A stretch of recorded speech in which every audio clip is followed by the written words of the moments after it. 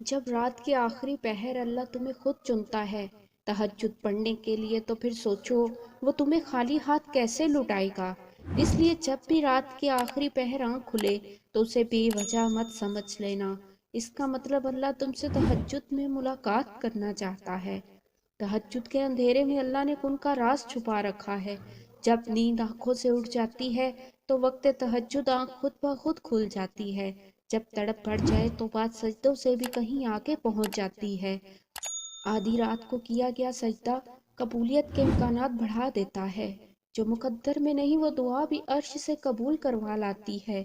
اندھیری رات میں اللہ کو لگائی ہوئی پکار سیدھا عرش پر اللہ کے پاس پہنچ جاتی ہے۔ دوران دعا آنکھ سے بہنے والا آنسو براہ راست اللہ سے باتیں کرتا ہے۔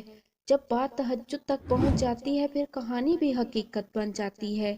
مانگو اور پورے یقین سے مانگو۔ وقت تہجد پھیلائی گئی جھولی کو اللہ کن سے سجا کر واپس لوٹاتا ہے۔ تمہاری تہجد کی نماز ہی تمہارے مقدر سے لڑ سکتی ہے۔